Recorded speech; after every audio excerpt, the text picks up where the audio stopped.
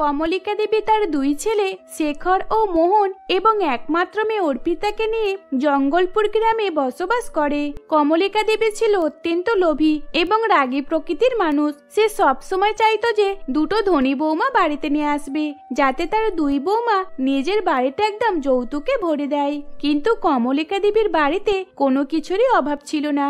তার সত্ত্বেও কমলিকা দেবী এইসব যৌতুক চাইবার কথা ভাবত।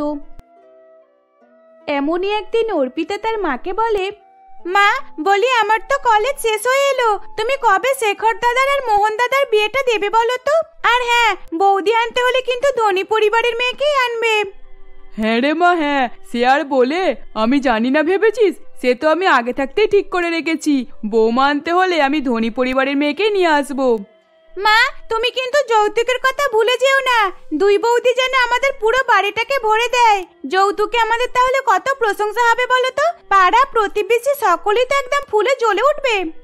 তুই একদম ঠিক বলেছিস। আচ্ছা বল কি খাবি এখন? তুই যা খাবি আমি তোকে এক্ষুনি বানিয়ে দিচ্ছি। আর তোর দুই দাদাকেও ডাক। কোথায় গেল বলতো সকাল সকাল? এরা কি এখনো কেউ ওঠেনি? কাজে বেরোতে হবে তো। কমলিকা দেবীর কথা শেষ হতে না হতেই কমলিকা দেবীর বড় ছেলে শেখর সেখানে উপস্থিত হয়। পিছন থেকে তার মাকে ডেকে বলে, মা এই তো আমি উঠে পড়েছি। আচ্ছা মা, তোমার ছোট ছেলে মোহন কোথায়? ওকে তো দেখতে পাচ্ছি না। আজ তো ব্যাংকের একটা ইম্পর্টেন্ট মিটিং রয়েছে, যেতেই হবে, আর সকাল সকাল সে গায়েব হয়ে গেল। সেটাই তো আমিও ভাবছি। কি রে অর্পিতা, তুই কি মোহন দাদাকে কোথায় দেখলি? না না, আমি তো এসে তোমার সঙ্গে কথা বলছি, আমি তো মোহন দাদাকে দেখিনি। তারা তিনজনে মিলে মোহনের কথাবার্তা বলছিল। মোহনের কথা শেষ হতে না হতে মোহন দরজার সামনে চলে আসে। মোহনের পাশে একটা মেয়েও ছিল। মোহনকে দেখে অর্পিতা, শেখর আর তার মা কমলিকা দেবী চমকে উঠে বলে, মোহন, এ তুই কাকে নিয়ে এসেছিস? এই মেয়েটা আবার কে? তুই সকাল সকাল কোথায় গিয়েছিলিস বলতো? এই মেয়েটাকে তো ঠিক চিনতে পারলাম না। তুই কোথায় থেকে তুলে নিয়ে আসলি বলতো? দেখেই তো মনে হচ্ছে গরিব ভিখারি। দাদা আমি তোকে চিনি। আর এই যে মোহিনী, তুমি আমার দাদার সঙ্গে কি করছো? মা, মোহিনী খুবই ভালো মেয়ে, আমি এই মোহিনীকে চিনি। হ্যাঁ তুমি ঠিকই বলেছো, ওরা গরিব, কিন্তু গরিব হলো মোহিনী খুব ভালো মেয়ে। কি, তুই একে চিনিস? আর এই যে মোহন, মোহিনী যে কালে গরিব, এইসব জেনেও তুই কেন এই মেয়েটাকে বিয়ে করলি? দেখেই তো মনে হচ্ছে তোর সঙ্গে শুধু দান করে চলে এসেছে। মা আমি এই বাড়ির বৌমা আর আপনার ছোট ছেলের বউ, মানে আমি এই বাড়ির ছোট বৌমা। আপনি আমাকে কিভাবে ভিখারি বলে অপমান করতে পারেন? এই যে তুমি আমার মুখে মুখে চোপড়া করছো, তোমার সাহস তো কম নয়। ভিখারি ভিখারির মতন থাকো। সাথে তো একটাও যৌতুক নিয়ে আসলো না, বেশ খালি হাতে শ্বশুর বাড়িতে চলে এলো। কত আশা করেছিলাম দুই ছেলে ধনী পরিবারের মেয়ের সঙ্গে বিয়ে দেব, কিন্তু তুমি তো দেখছি সবকিছু গোলমাল করে দিলে। মোহন, তুই কিভাবে এটা করতে পারিস? তুই কি একবারও তোর মাকে জানানোর প্রয়োজন মনে করলি না? মা আসলে আমি কিছুই বুঝতে পারছিলাম না আমি কি করব। আমি জানতাম তুমি কোনো গরিবের মেয়ের সঙ্গে আমার বিয়ে দেবে না, তাই আমি পালিয়ে গিয়ে বিয়ে করতে বাধ্য হলাম। মোহনের কথা শুনে কমলিকা দেবী রাগেতে সেখান থেকে চলে যায়। তারপর অর্পিতা গরিব বৌদিকে বরণ করে বাড়ির ভিতরে তোলে, তাকে বাড়ির ভিতরে আসতে বলে। এইরকম ভাবেই দেখতে দেখতে সেই দিনটা কেটে যায়। পরের দিন সকালবেলা মোহিনী মোহনকে জিজ্ঞাসা করে, আচ্ছা মোহন, তুমি তো এত বড় ব্যাংক ম্যানেজার, তাহলে তোমার বাড়িতে একটাও কাজের লোক নেই কেন? মোহিনী, এতদিন ধরে তো মাই বাড়ির সমস্ত কাজ ম্যানেজ করে নিত, তাই কখনো কাজের লোকের প্রয়োজনই হয়নি, তাই আমরা আর কাজের লোকের কথা চিন্তা ভাবনা করিনি।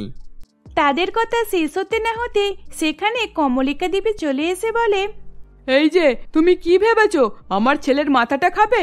কিন্তু আমি তোমাকে অত সহজে আমার ছেলের মাথাটা খেতে দেব না। আমার বাড়িতে কোনো কাজের লোক থাকবে না। আজ থেকে বাড়ির কাজের লোক হিসেবে তুমিই থাকবে। বাড়ির সমস্ত কাজ তোমাকেই করতে হবে। যেহেতু তুমি গরিব আর আমার বাড়িতে কোনো কিছু যৌতুকে নিয়ে আসতে পারোনি, সেই হিসাবে আমার বাড়ির কাজের লোক আজ থেকে তোমাকেই হতে হবে। এই বলে কমলিকা দেবী সেখান থেকে চলে যায়। শাশুড়ি মায়ের কথা শুনে মোহিনী খুবই দুঃখ পায়। দেখতে দেখতে বেশ কিছুদিন অতিবাহিত হয়ে যায়। একদিন কমলিকা দেবী মনে মনে ভাবে, না আর বেশি দেরি করলে চলবে না। দেখতে দেখতে তো শীত পড়ে গেল। এবার আমার বড় ছেলের বিয়েটা দিয়েই দেব। ছোট ছেলে তো না বলেই বিয়ে করে নিয়ে চলে এলো, কিন্তু আর আমি বড় ছেলের জন্য দেরি করব না। ওর জন্য আমি ধনী পরিবারের মেয়েকেই নিয়ে আসবো। এই বলে কমলিকা দেবী পাত্রীর সন্ধান করতে থাকে। দেখতে দেখতে 1 সপ্তাহ কেটে যায়। 1 সপ্তাহ পর এক ধনী পরিবারের মেয়ে সন্ধান পায়। কমলিকা দেবী আর অর্পিতা দুইজন মিলে তাদের বাড়িতে যায়। মা দেখো দেখো, নতুন বৌদিকে দেখতে কত সুন্দর। বড় বৌদি হিসাবে কিন্তু খুবই মানাবে। আচ্ছা বলছি, তোমার নামটা কি? আমার নাম শিল্পা। সত্যি নামটা অনেক সুন্দর। মা, তোমাকে আমি কিন্তু আমার বাড়ির বৌমা করে নিয়ে যাব। আর হ্যাঁ দিদি, এই শীতের মধ্যে আমি আমার বড় ছেলের বিয়েটা সেরে ফেলতে চাই। আমি আর বেশি দেরি করতে চাই না। হ্যাঁ দিদি, আমি এই শীতেই বিয়েটা সেরে ফেলতে চাই। আমার মেয়ের জন্য তো সবকিছু কিনে রেখে দিয়েছি, লেপ, কম্বল, ব্ল্যাঙ্কেট, আরো অনেক কিছু। শিল্পার মায়ের মুখে এরকম কথা শুনে কমলিকা দেবী আর অর্পিতা লোভে পড়ে যায়। নতুন নতুন সবকিছু জিনিস পাবে ভেবে কমলিকা দেবী সেই দিনই বিয়ের তারিখ ঠিক করে ফেলে। দেখতে দেখতে বেশ কিছু দিনের মধ্যেই শিল্পার সঙ্গে শেখরের বিয়ে হয়ে যায়। ধনী বৌমা এক লরি বিয়েতে যৌতুক নিয়ে আসে, আর সেটা দেখে ছোট বৌমাকে অনেক অপমান করতে থাকে। ধনী বৌমার কাছে সবকিছুই নতুন জিনিস থাকা সত্ত্বেও শাশুড়ি মা তাকে কিছু না কিছু নতুন জিনিস দিয়ে থাকতো। এমনই একদিন, বড় বৌমা, ও বড় বৌমা, এই দেখো আমি তোমার জন্য কি নিয়ে এসেছি। নতুন সোয়েটার। দেখো দেখো, তোমার পছন্দ হয়েছে তো? আর এই যে অর্পিতা, তুই এই কোটটার কথা আমাকে বলেছিলিস তো? ওয়াও মা, এটা তো কত সুন্দর সোয়েটার, একদম স্টাইলিশ। সত্যি এটা আমার অনেক পছন্দ হয়েছে। এই শীতে এগুলো পরলে কিন্তু বেশ ভালো লাগবে। মা, আমারও এই জ্যাকেটটা অনেক পছন্দ হয়েছে। সত্যি তুমি খুব সুন্দর পছন্দ করে নিয়ে এসেছো। কিন্তু মা, তুমি আমাদের দুইজনের জন্য নিয়ে আসলে, ছোট বৌদির জন্য কিছু নিয়ে আসোনি কেন? কি, তোর ছোট বৌদির জন্য আমি কেন নিয়ে আসতে যাব?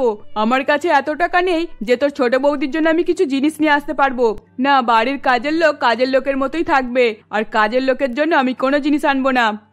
শাশুড়ির মুখে এই কথা শুনে মোহিনী কাঁদতে কাঁদতে সেখান থেকে রান্নাঘরে চলে যায়। তারপর সে রান্নাঘরে রান্না বান্নার কাজ শুরু করে দেয়। রান্না বান্নার কাজ শেষ হয়ে গেলে থালা বাসন মাজা, সকলকে খাওয়ানো, কাপড় কাচা এবং ঝাড় দেওয়া, পুরো বাড়িটা মোছা লাগানো সবকিছুই কাজ মোহিনী একাই করে নিত।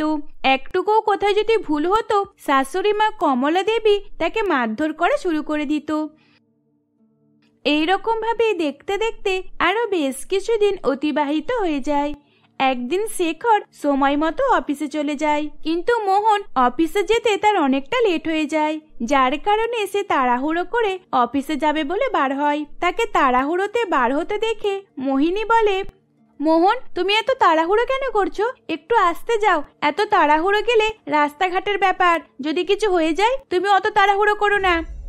মোহিনীর কথাতে মোহন একটু হেসে উঠে চলে যায়। সেদিন মোহিনীর কাজে একটু ভুল হয়ে যায়।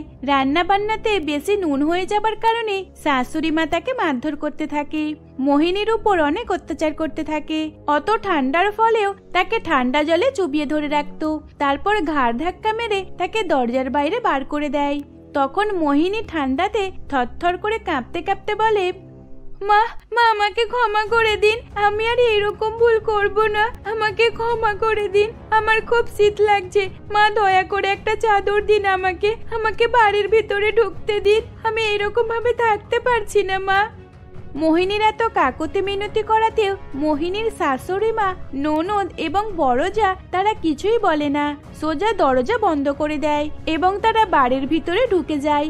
মোহিনীকে বাড়ির বাইরে কনকনে ঠান্ডার মধ্যে ছেড়ে দেয়। তখন মোহিনী কি করবে না করবে ভেবে না পাওয়াতে সে রাস্তার ধারে চলতে শুরু করে এবং কান্নাকাটি করতে থাকে। বাইরে অনেকই ঠান্ডা হাওয়া চলছিল এবং তারই সঙ্গে আকাশ মেঘলাও করেছিল, টিপটিপ বৃষ্টিও পড়ছিল। জলের ফোঁটাগুলো গায়ে এমন ভাবে পড়ছিল যেন বরফের টুকরো। অত শীতেও মোহিনীর পায়ে কোনো জুতো ছিল না, পায়েতে অনেক ঠান্ডা লাগছিল, যার কারণে সে এক জায়গায় দাঁড়িয়ে পড়ে। তখন মোহিনী একটা বড় পাইপ দেখতে পায়। সেখানে আরো দুটো বাচ্চা মেয়ে বসেছিল, তারা খুবই ছোট ছোট। তাদের সঙ্গে তাদের পাশে মোহিনীও বসে পড়ে। পাইপের ভিতরে মোহিনী বাচ্চা দুটোকে নিজের বাচ্চার মতো করে ঠান্ডার কারণে জড়িয়ে ধরে। তারা সেখানেই ঘুমিয়ে পড়ে। দেখতে দেখতে রাত হয়ে যায়। এদিকে ঠান্ডা আরো বেড়ে যায়। মোহন বাড়িতে এসে দেখে যে মোহিনী কোথাও নেই। তখন কবিতা মোহিনীকে সব ঘটনা বলে। তারপর মোহিনী মোহনকে খুঁজতে বেরিয়ে পড়ে। হে ঈশ্বর, এত ঠান্ডার মধ্যে আমার মোহিনী কোথায় গেল? দয়া করে আমার মোহিনীকে খুঁজে দাও তুমি। এইরকম ভাবেই খুঁজতে খুঁজতে মোহন মোহিনীকে পাইপের ভিতরে দেখতে পায়। তখন মোহিনীর কাছে যায় এবং তাকে ডাকতে থাকে। মোহিনী মোহনকে দেখে জড়িয়ে ধরে, কান্নাকাটি করতে থাকে এবং তাকে সব ঘটনা খুলে বলে। মোহন, মোহন, আমি আর ওই বাড়িতে ফিরে যেতে চাই না, আমরা এখানেই থাকবো। এইটা আমাদের বাড়ি না হলেও এখানে শান্তিতে তো থাকতে পারবো, যতই ঠান্ডা লাগুক না কেন আমরা এখানেই থাকবো। তখন মোহিনীর কথাতে মোহনও তার সাথ দেয় এবং মোহন তার সাথে ওই পাইপের ভিতরে কয়েকটা দিন কাটাতে লাগলো। মোহন ব্যাংকের মাইনে পেয়ে যাবার পরের দিন একটা বাড়ি ভাড়া নিয়ে নেয়। সেদিনের পর থেকে মোহন আর মোহিনী অন্য একটা ভালো বাড়িতে সুখে শান্তিতে দিন কাটাতে লাগলো। অহনা দেবী তার দুই বৌমা মোনালি ও সোনালীকে নিয়ে ত্রিপুরা গ্রামে বসবাস করে। অহনা দেবী ছিল খুবই অহংকারী এবং লোভী। বড় বৌমা মোনালি ধনী হওয়ার কারণে অহনা দেবী বড় বৌমাকে বেশি ভালোবাসত। ছোট বৌমাকে সে দেখতেই পারত না, কারণ ছোট বৌমা অনেকই গরিব, বিয়েতে কোনো যৌতুক নিয়ে আসেনি, যার কারণে অহনা দেবী তাকে আরো দেখতে পারত না। এইরকম ভাবেই তাদের দিন কেটে যাচ্ছিল। দেখতে দেখতে শীতকাল নেমে আসছিল। এমনই একদিন, ওহ বাবা রে, কি ঠান্ডা! এই এত ঠান্ডার মধ্যে আমাকে কাজ করতে হচ্ছে। আর এই যে নতুন বউটা ভিখারির বাচ্চা কথা করে শুয়ে শুয়ে আরাম করছে। না, আমি আর সহ্য করতে পারছি না। আমি আর সকাল সকাল উঠে এত কাজ করতে পারবো না। আর জলের কাজ তো একদমই নয়। এইসব ভাবনা চিন্তা করতে করতে মোনালি রান্নাঘরে রান্না করছিল। মোনালি যখন এইসব কথাবার্তা বলছিল তখনই সেখানে তার শাশুড়ি মা অহনা দেবী চলে আসে। তার এইসব কথাবার্তা শুনে সে বলে, কি ব্যাপার বৌমা, তুমি এত কি গজর গজর করছো বলো তো? সত্যি তুমি কত ভালো, এই এত ঠান্ডার মধ্যেও আমাকে চা তৈরি করে দিচ্ছ এত সকাল সকাল উঠে। তুমি তো অনেকক্ষণ রান্নাঘরে এসেছো, এখনো কি চাটা বানানো হলো না? মা, আপনি কেন এত তাড়াতাড়ি করছেন বলুন তো? দেখতেই তো পাচ্ছেন চা এখনো বসানো রয়েছে। আমি কি ইচ্ছে করে দেরি করছি? এত ঠান্ডা পড়েছে, আমার হাত পা থরথর করে কাঁপছে। আপনি তো পারেন আপনার ছোট বৌমাকে দিয়ে এইসব কাজ করাতে। আপনি শুধু শুধু আমাকে দিয়ে এত কিছু কাজ করান। বৌমা, তুমি এতদিন কেন আমাকে এই কথাটা বলনি? তুমি তো আগেই বলতে পারতে। ঠিকই বলেছো, কদিন হলো বিয়ে হয়ে গেছে আর এখনো পর্যন্ত মহারানী ঘর থেকে বেরোচ্ছে না, যেন এমন ভাব করছে কত ধনী লোকের মেয়ে। দাঁড়াও, ওকে আজই মজা বোঝাবো। আচ্ছা আচ্ছা, মজা বোঝাবেন পরে, এখন এই নিন চা হয়ে গেছে, খেয়ে যান। এই বলে মোনালি শাশুড়ি মাকে 2 কাপ চা ঢেলে দেয়, 1 কাপ নিজের জন্য আর 1 কাপ শাশুড়ি মায়ের জন্য। মোনালি আর অহনা দেবী কম্বলের ভিতরে পা ঢুকে গরম চা খেতে থাকে এবং তারই সাথে টিভি দেখতে থাকে। তখন অহনা দেবী সোনালীকে ডাক দেয়, ছোট বৌমা, আরে ও ছোট বৌমা, কোথায় গেলে? এদিকে এসো আমার রুমে। শাশুড়ি মায়ের গলার আওয়াজ শুনে সোনালী শাশুড়ি মায়ের রুমে আসে। মা, আপনি আমাকে ডাকছেন? হ্যাঁ বলুন, কি বলবেন? কখন ধরে চিৎকার করে করে আমার গলাটা ধরে গেল। যাও, আমার জন্য একটু গরম জল করে আনো। আর হ্যাঁ, দুপুরের খাবারটাও বানিয়ে রাখবে। আর অলসতাগিরি দেখালে চলবে না, তুমি এই বাড়ির বৌমা, তোমাকেও তো কিছু কাজ করতে হবে। মা, আপনি যেটা বলবেন আমি সেটাই করব। আমি তো জানি আমি এই বাড়ির বৌমা। এতদিন ধরে বড় বৌদি বাড়ির সব কাজ করে এসেছে, আমাকে কিছুই করতে দেয়নি, তাই জন্য আমি কিছু করিনি। আপনি আমাকে বলে দেবেন, আমি আজকের পর থেকে সবকিছু করে নেব। এই বলে সোনালী রান্নাঘরে চলে যায়। শাশুড়ি মায়ের কথা মতো দুপুরের রান্না আর গরম জল করে দেয়। এইরকম ভাবেই দেখতে দেখতে বেশ কয়েকদিন অতিবাহিত হয়ে যায়। অনেক শীত চলে আসে।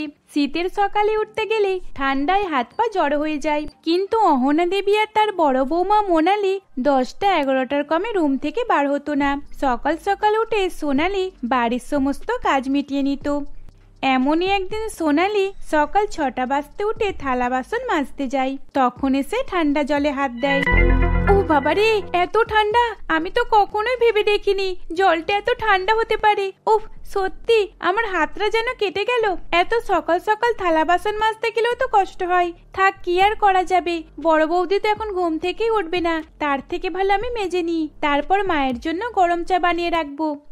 এই ভেবে সোনালী ঠান্ডা জলেও কষ্ট করে থালা বাসন মেজে ধুয়ে নেয়। তারপর শাশুড়ি মা আর বড় ধনী বৌমা মোনালির জন্য চা বানিয়ে রেখে দেয়। দেখতে দেখতে বেলা 11টা বেজে যায়। সোনালী আর অহনা দেবী দুইজনেই একটা রুমে ঘুমাচ্ছিল। তখন অহনা দেবী ছোট বৌমা সোনালীকে ডাক দেয়, ছোট বৌমা, ও ছোট বৌমা, কোথায় গেলে? কি ব্যাপার বলো তো বড় বৌমা, এখনো কি এই ভিখারির বাচ্চাটা ওঠেনি নাকি? শীতকাল পড়েছে বলে মনে হচ্ছে এই ভিখারিটা রসিতে লাগছে। বাপের বাড়ি থেকে একটাও টাকা পয়সা আনার নাম নেই, আর আবার আমার বাড়ি এসে আরাম করে ঘুমানো। দাঁড়াও, বার করছি তোমার এই ঘুমানো। হ্যাঁ মা, আপনি একদম ঠিক বলেছেন। মা, আমার মাথায় একটা প্ল্যান আছে। আজ থেকে সব কাজ আপনি আপনার ছোট বৌমাকেই করান, আমাকে আর কিছুই বলবেন না। এর বদলে আমি আপনাকে অনেক টাকা দেব। কি রাজি তো? কি টাকা? ও বাবা রে, ঠিক আছে বৌমা, ঠিক আছে। আজ থেকে আর তোমাকে কিছুই করতে হবে না। তুমি শুধু আমার পাশে এখানেই শুয়ে বসে থাকবে। জলের গ্লাসও তোমাকে তুলে খেতে হবে না, আমি গালে করে খাইয়ে দেব। আর হ্যাঁ, তোমার যা প্রয়োজন হবে তুমি ছোট বৌমাকে অর্ডার করে দেবে। শাশুড়ি মায়ের কথা শেষ হতে না হতে সোনালি চলে আসি। মা, আপনি আমাকে ডাকছিলেন? আসলে আমি রান্নাঘরের কাজে একটু ব্যস্ত ছিলাম তো, তাই আসতে পারিনি। বলুন, কি বলবেন? কাজে ব্যস্ত ছিলে নাকি শীতকাল পড়েছে বলে কুড়েমু করছো? আমি তোমাকে চিনি না ভেবেছো? খুব ভালো করেই চিনি। শোনো, আমাদের গরম গরম চা দাও। আর হ্যাঁ, আমার বড় বৌমা যেটাই বলবে তোমাকে সেই কাজটা তখনই করতে হবে, একদম ফাঁকি মারলে চলবে না। যদি তুমি ফাঁকি মেরেছো তাহলে এই ঠান্ডার মধ্যেও আমি তোমাকে রাত্রেবেলা বাইরে বসিয়ে রেখে দেবো। শাশুড়ি মায়ের কথা শুনে সোনালি অনেক কষ্ট পায়। তারপর সে মন খারাপ করে বলে, না না মা, সেটার কোনো প্রয়োজন নেই। আমাকে যেটা বলবেন আমি সেটাই করে দেব। কিন্তু এত ঠান্ডার মধ্যে আমারও তো কষ্ট হয় জলে হাত দিতে। এত ঠান্ডা জল, সকাল সকাল থালা বাসন মাজতে আমারও অনেক ঠান্ডা লাগে। ভিখারির মেয়ে আবার ঠান্ডা লাগে বলছে? বড়লোক বাড়িতে এসে বড়লোক হয়ে গেছে দেখতে পাচ্ছি। এই, তোরা তো ভাঙাচোরা ঘরে থাকিস, সেখানে তোদের ঠান্ডা লাগতো না, আর এখানে এসে ঠান্ডা লাগে? ঠান্ডা জলে কাল সকালবেলা উঠে থালা বাসনগুলো মেজে রাখবি। আর হ্যাঁ, কাপড় চোপড় কেচে রাখবি। যা, সামনে থেকে সরে যা তো, এখন তোর মুখটাও দেখতে মন যায় না। শাশুড়ি মা আর বড় বৌমা মোনালির কথা শুনে সোনালির অনেক মন খারাপ হয়ে যায়। তবুও সে কিছু না বলে চুপচাপ সেখান থেকে চলে যায়, কারণ বলার মতো তো আর কিছুই ছিল না। সত্যি সে গরিব। এইরকম ভাবে দেখতে দেখতে আরো বেশ কিছুদিন অতিবাহিত হয়ে যায়। একদিন অহনা দেবী সকাল সকাল উঠে অনেক কাপড় চোপড় বার করে দেয়, আর সোনালীকে বলে, এই যে ছোট বৌমা, এই দেখো, এই শাড়িগুলো ভালো করে ধুয়ে রেখো। আর এইগুলো হলো বড় বৌমা শাড়ি, ধুয়ে ইস্ত্রি করে রাখবে। বড় বৌমা শাড়িতে একদম না কিছু দাগ হয়, আর হ্যাঁ, কোনো কালারের দাগ একদমই না হয়, তাহলে কিন্তু আরো রেগে যাবে। সবকিছু ভালোভাবে ধোবে। মা, এখন তো রোদটাও ওঠেনি, এত সকাল সকাল ধুয়ে দেব? একটু বেলা করে ধুলে হবে না? কি, রোদ ওঠেনি বলে সকাল হয়নি নাকি? রোদ ঠিক উঠে পড়বে, রোদের সময় হলেই রোদ উঠে পড়বে। এখন তোমাকে কাজটা বলেছি তো, এখন ধুয়ে শোকাতে দিয়ে দাও। রোদ যখন উঠবে তখন শুকিয়ে যাবে ঠিক। এই বলে অহনা দেবী সেখান থেকে চলে যায়।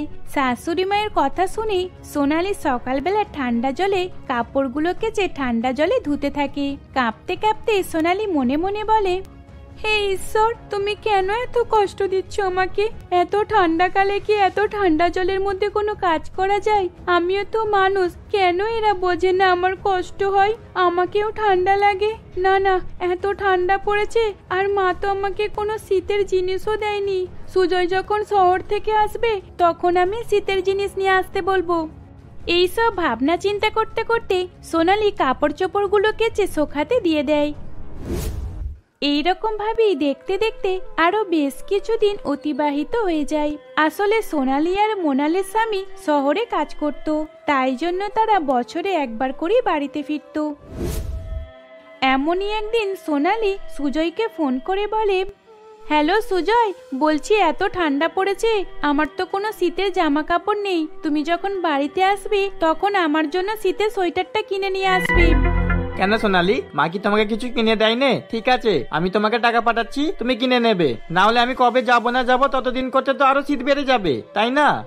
হ্যাঁ, সেটাও ঠিক কথা। ঠিক আছে, তুমি বরং মাকে টাকা পাঠিও, মাকেই বলবো আমাকে শীতের কিছু সোয়েটার চাদর কিনে দেবার জন্য। এইসব কথাবার্তা বলার পর সোনালি ফোন রেখে দেয়। দেখতে দেখতে আরো কিছুদিন অতিবাহিত হয়ে যায়। সোনালি কিছুদিন পর শাশুড়ি মা অহনা দেবীকে গিয়ে বলে, মা, আপনাকে আপনার ছোট ছেলে টাকা পাঠিয়েছে তো? আসলে আমিই বলেছিলাম আমাকে টাকা পাঠাতে। আসলে আমাকে তো সকাল সকাল উঠতে হয়, আর শীতকালে কিছুই পরার মতো আমার কাছে নেই। আপনি ওই টাকা দিয়ে আমাকে সোয়েটার বা চাদর কিনে দিন। কি, আমার ছেলে টাকা পাঠিয়েছে আর আমি তোমাকে সেই টাকা দিয়ে সোয়েটার কিনে দেব?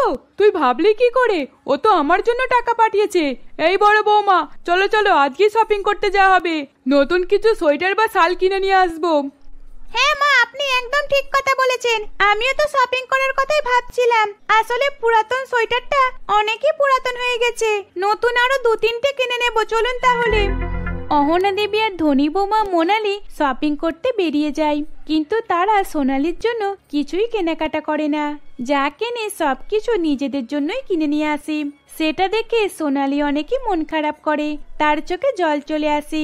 তারপর সে নিজের রুমে গিয়ে মনে মনে ভাবে, আমার স্বামীটা এত কষ্ট করে এতগুলো টাকা পাঠালো, কিন্তু আমার জন্যই তো কিছু কিনে আনলো না। এত ঠান্ডা পড়েছে, সকাল সকাল উঠতে হয়। শীতের জিনিস কিছু না পড়লে আমি তো জ্বরে পড়ে যাব, অসুস্থ হয়ে পড়ব। এখন যে আমি কি করব কি জানি। এইসব ভাবনা চিন্তা করতে করতে সোনালি পাশের বাড়ির এক কাকির কাছে যায়, তার থেকে একটা চাদর নিয়ে আসে। সেই চাদর গায়ে দিয়ে সোনালি সকালের সব কাজ সেরে ফেলতো, তারপর রাত্রিবেলাও সব কাজ মিটিয়ে শুতো। সোনালি যখনই দেখতো যে তার শাশুড়ি মা আর তার বড় যা আসছে, তখনই সে চাদরটা গা থেকে খুলে দিত। এমনই একদিন সোনালীকে চাদর পরে তার শাশুড়ি মা আর তার বড় যা দেখতে পেয়ে যায়। তখন রাত্রেবেলা অহনা দেবী বলে, সাহস তো কম নয় তোর, তুই চাদর কিনে পড়ছিস? এত টাকা কোথায় পেলি? কই দে, চাদরটা আমাকে দে। বৌমা, তুমি এই চাদরটা নিয়ে নাও। মা দয়া করে এরকম বলবেন না। মা দেখেছেন আপনার মুখে মুখে কথা কেমন? একে আপনি বাইরে ঠান্ডার মধ্যে রেখে দেন, তবেই এর শাস্তি পাবে। এই বলে মোনালি আর অহনা দেবী সোনালীকে হাত ধরে বাড়ির বাইরে বার করে দেয়। সোনালী ঠান্ডায় অনেক কাঁপাকাঁপি এবং কান্নাকাটি করে দরজা ঠুকতে থাকে, কিন্তু তার শাশুড়ি মার বড় যা দরজা খোলে না। এইরকম ভাবেই দেখতে দেখতে সকাল হয়ে যায়। সকালবেলা তাকে সকলেই অজ্ঞান দেখতে পায়। আশেপাশে লোকেরা তাকে হসপিটালে ভর্তি করে, আর পাড়া প্রতিবেশী সকলে অহনা দেবী আর মোহনার নামে পুলিশের কাছে রিপোর্ট জানায়।